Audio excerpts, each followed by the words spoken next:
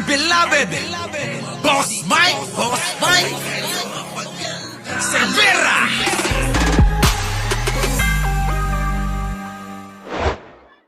Na ang kampo ng mga Duterte kung sakaling hindi makatatakbo si Vice President Sara Duterte sa halalan sa susunod na taon. Pag hindi daw makatakbo kasi nga ang dami nakaambang kaso, marami ring nakaamba na impeachment complaint laban sa kanya. Daming kaso na patong-patong yung kaso eh.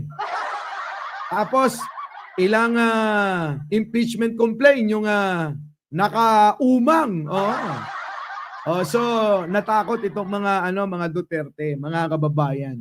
Bilang ganti ay dinggin ninyo ang kanilang sasabihin, ang kanilang plano.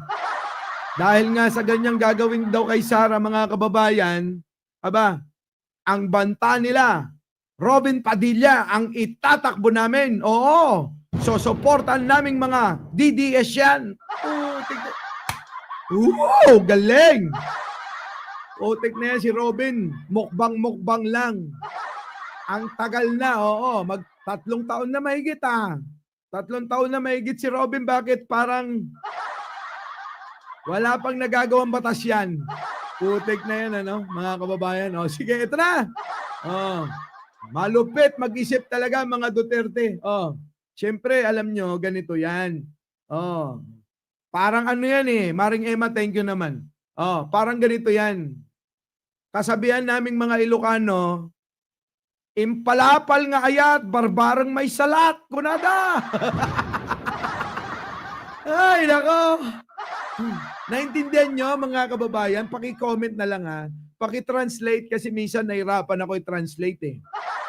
Kunada diyayam may, impalapal nga ayat, barbarang may salat. Kunada man. So parang eto mga kababayan tatagalugin ko lang. Yung bang parang pag binato mong ganon, baka sakali daw, maisabit. Ganun ba yon, Marian Tomasi? Parang binato yung yung pagmamahal sa taong bayan, kunyari. Baka sakali sumabit eh. Ay, mga kababayan, paki-translate nyo na lang.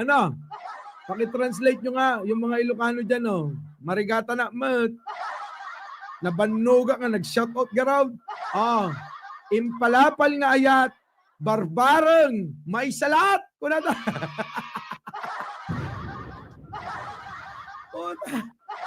Tumaya na lang kayo sa loto. Baka sakali pa.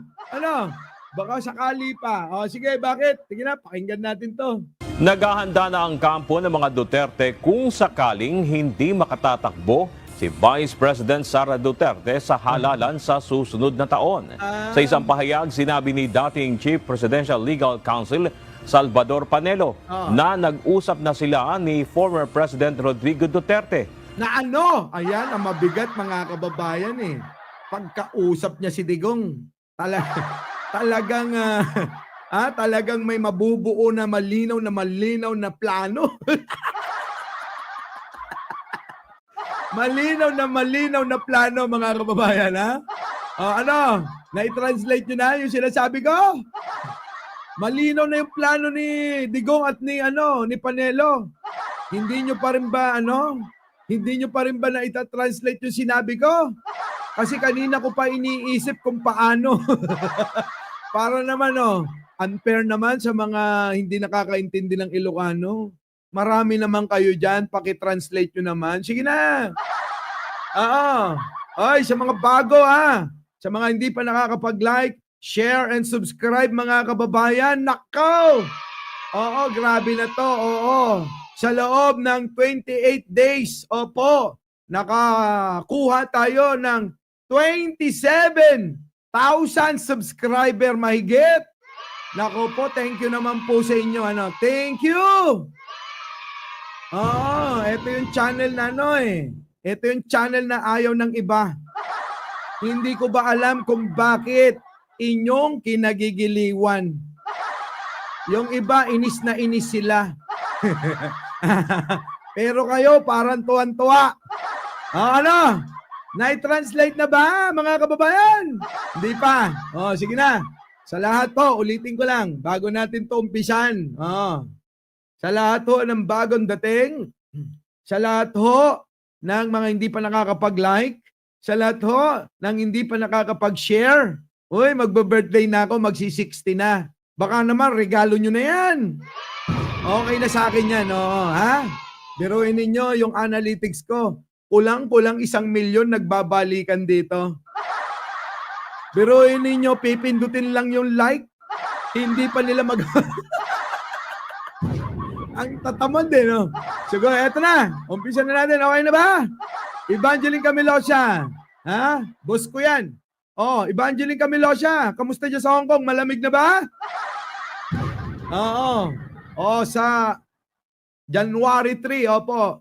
Nandyan kami sa, sa Japan. Japan. Magdi-date kami ni Sangkay. Dalawa lang kami ni Sangkay, ha? Grabe. Eto na, mga kababayan. Nasaan na yun? Eto na. Robin Padilla, mga kababayan. Ang huling barahan ng mga DDS. So, nandito na ba yung mga DDS nating mga kaibigan? Pakitaas naman, press 1. Sa mga DDS nating mga kababayan dyan, yung mga laging nandito, paki-comment naman. Na ang kampo ng mga Duterte kung sakaling hindi makatatakbo si Vice President Sara Duterte sa halalan sa susunod na taon. Yon, ano ang hinahanda nyo? Ano ang hinahanda nyo? Sa isang pahayag, sinabi ni dating Chief Presidential Legal Counsel Salvador Panelo na nag-usap na sila ni former President Rodrigo Duterte at plano nilang patakbuhin si Senator Robin Padilla bilang Pangulo sa 2028 kung... Ayan, mga kababayan, ayan ang kanilang plano. Tegergerti latag yun. Nakakapanginig ng ng kulay kulubot. Putik na yan. Sino? Nakakatakot, diba? Nakakatakot, oo. Mukhang talagang malakas na malakas si Robin eh. Uy, artista yan. Uy, dati niyong hinangaan yan. Uy, karamihan. Tingin ko, tinilian nyo yan. Diba? Umamin na kayo. Di naman kayo makukulong. Diba? Tinilian nyo yan. Bad boy, bad boy. Baby ama. Baby ama. Gumaganon pa kayo, no? Diba? Grabe, no? Robin Padilla talaga ang huling barahan ng mga DDS. Eto na, mga kababayan. Madidisqualify si Vice President. Yun naman pala. Kapag ka daw na-disqualified itong si Sara Duterte, si Robin Padilla, sigurado namang may impeach yan.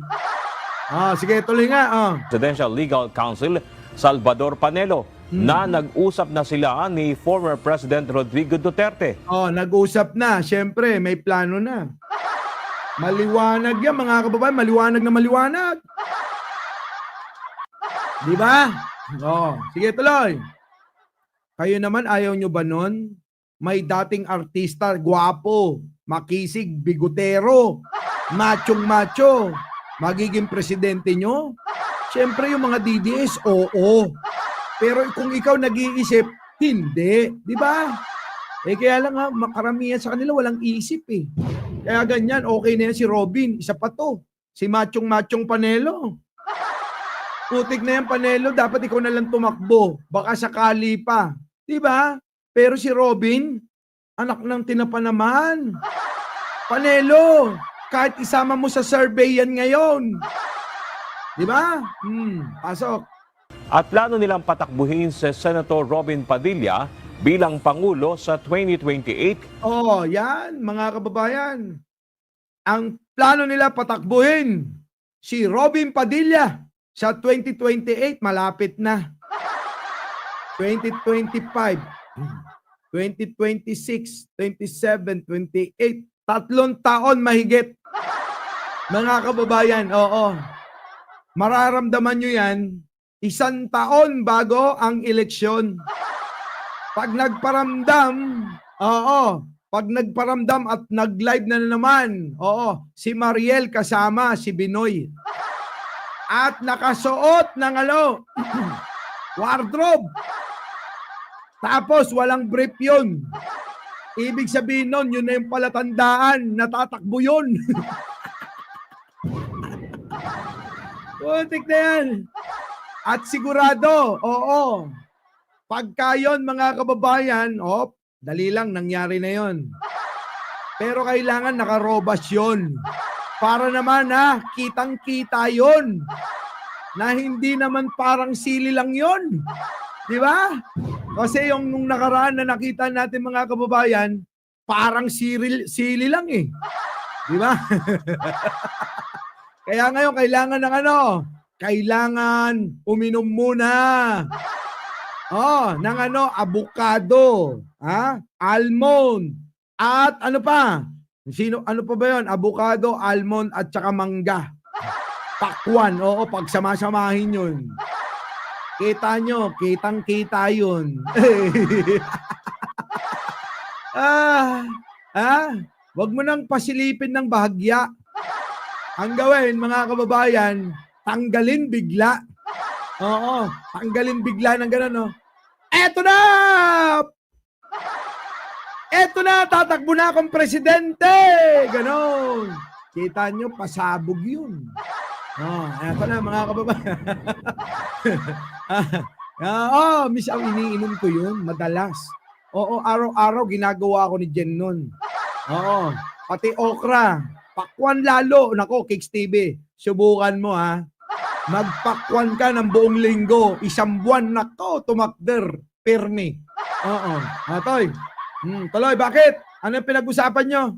Kung madidisqualify si Vice President Sara Duterte sakaling matalo sa impeachment trial. Yan. Sabi ko sa inyo, tutuloy-tuloy ang impeachment, mga kababayan. Malabong hindi matuloy ang impeachment, oo. Kaya ito pinaghahandaan na nila ni Panelo at ni Panelo at ni Digong. Oo, mga kababayan. Pimi Busto nandyan na, oo. Peria Bernal, opo, sa inyo po lahat ng mga bagong dating, huwag niyo pong kakalimutan na mag-like, mag-share at mag-subscribe. Ito na. O nga pala, Joey Salvaboro, linggo ngayon. Huwag niyong kalimutan, manalangin, magsimba mamaya. Ano po? Kami mamaya magsisimba. Tuloy. Tiwala si Panelo na malaki ang tsansa na manalo ni Senator Padilla kung itong ipapalit nila kay VP Sara. Sabi ko sa inyo malaki ang tiwala nila na mananalo si Robin Padilla. Binoy! Ang lakas mo talaga. Siyempre, number 1 ka sa Senado. Mga kababayan, grabe, Si Robin talaga ipapalit nila. Oo, hindi nga tanga yung mga tao pero ginagawa nilang tanga. Mga kababayan? Alam nyo, hindi na tanga yung mga tao pero ginagawa nilang tanga. Ganito yung mga sinusuportahan ng mga bobo mangmang na tao. Di ba? Tignan ninyo mga kababayan. Ano ba ang gusto nilang gawin sa atin, mga kababayan? Itong grupo ng DDS, anong gusto nilang gawin? Robin Padilla, gustong iupo bilang presidente. Sa bagay, mga kababayan, kaya-kaya nilang imanipula si Robin. Bakit? Hindi kayang abutin ng isip ng utak ni Robin ang pagpapatakbo sa gobyerno. Di ba? Biruin ninyo, dahil inaasahan nila na maiupo ang isang luka-luka. At ngayon nasasadlak sa samot-sari na kaso at impeachment. Biruin nyo, naisip nila mas mahina pa ang ulo. Ano ba to? Pabobohan na ba ang labanan sa pagka-presidente? Putik na yan, mga kababayan eh. Pabobohan na yata eh. Puta, kung ganyan ang labanan, si Rastaman. Si Rastaman na lang ang itakbo natin. Oh, pabobohan lang pala eh. Oh, di ba? Rastaman tayo. Ganon. Oh, sino boboto kay Rastaman, oh? Kung ang maglalaban, si Rastaman at si Robin. Oh, kanino kayo? Putik na yan, no, mga kababayan. Putik na ba? Itong bansa natin ginagago na ng mga to. Putik na yan, no, mga kababayan. Isa lang ang pagkakamali na nailuklok si Robin. Ah, isang pagkakamali na nga na nailuklok si Robin sa pagkasinado, mga kababayan. Abay, sasamantalahin pa neto. Diba? Sasamantalahin nila na gawin tayong mga tanga. Oh, Amy ML, oh, thank you naman. Ako. Oh, siguro na bagong to. Sabi ni Isbalizuela, wasak ang bansa. Emil, oo. Thank you naman Bagong bonus na ba? Anong buhay ng bansa natin, mga kababayan, Tayo mga Pilipino, ginagago na talaga eh. Pero ninyo, ito ang plano. O, sige nga ulit. 2028 kung madidisqualify si Vice President Sara Duterte sakaling matalo sa impeachment trial. Ako, nandiyan na si Jonalyn at si Hart. Oo. Kung matatalo si yon ang plano. Tiwala si Panelo na malaki ang tsansa na manalo ni Senator Padilla. Malaki ang tsansa daw eh. Di ko magets kung saan nila kinuha yung tsansa, mga kababayan. Sa tingin ninyo, paki-comment naman! Paki-comment naman kung saan nila kinuha yan. Kasi talagang nahihirapan, ang karamihang isipin kung bakit si Robin na lang ang pwedeng itakbo pag wala si Sara. Alam nyo, mga kababayan, kahit si Sara pang itakbo nyo, wala na. Hindi na aabot, Kahit na magpugi-pugiit kayo, agpadayag palao, nagpamamyana, nagpaabagadan ko naggarod. Diba? Wala na, hindi naman nanalo si Sara. Bibi, kalma. Diba? Ayaw na tuloy magkalma. Bakit? Kasi nga, ayaw rin kay Robin ng computer ko eh. Di ba? Eto na. Sabi ni Joe Bikin, in their dreams. Yan na nga eh. Ethylene Solis, hallucination na naman. Ganyan naman sila eh. Benjamin Bernardo, di ba? Ganyan sila. Janet Sante. Ito yung mga isip nila, hindi mo na alam kung paano talaga ito gumagana eh. Sige tuloy, bakit? Kung itong ipapalit nila kay BP Sara. Ako, malaki daw ang chance pag ito pinalit kay BP Sara. Senator Robin Padilla bilang Pangulo sa 2028 kung madidisqualify si Vice President Sara Duterte sakaling matalo sa impeachment trial. Tiwala si Panelo na malaki ang tsansa na manalo ni Senator Padilla kung itong ipapalit nila kay BP Sara. Kita nyo, mga kababayan, malupit talaga itong pag-iisip ng mga Duterte. Hindi ko na nga alam kung saan nanggagaling pa. O baka nagtitrip lang sila tulad ng sinabi ni Jingkohi. Ito bang si Panelo at saka si Digong nakapentanil nung naisip ito? Baka naman nakapentanil nung naisip yan. Anya, nakausap na niya si Senator Padilla tungkol dito at speechless umano ang senador sa plano ng kanyang partido. Nako! Walang sinabi, walang masabi, Grabe, si Robin, walang masabi, magiging presidente na ako. Siyempre, 32 million mahigit na yan. Yung mga taga-suporta ng mga Duterte. Kaya kay Robin kami, boboto. Tandaan nyo, mga kababayan, Robin Padilla sa susunod na halalan. Huwag niyong kakalimutan. Huwag niyong kakalimutan ang magiging presidente ng Pilipinas ay si Robin. Ayon sa mga DDS yan. Grabe, no? Oo, ganun na lang masasabihin nila. My goodness! Magiging presidente na ako! Putik na to. Kakaawa tong bansa na to. Ginagawang no? Ginagawang laruan na lang ng mga Duterte.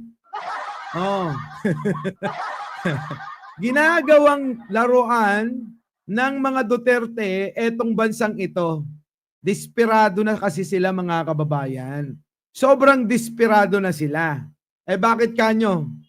Ha? Bakit kanyo? Eto na nga binansagang ito Itong mga ginawang negosyo ang Pilipinas ni Digong sa mga sindikato, sa mga kriminal.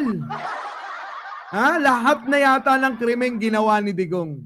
So kailangan niyang maligtas yung sarili niya at pamilya niya. Our beloved Boss Mike! Boss Mike!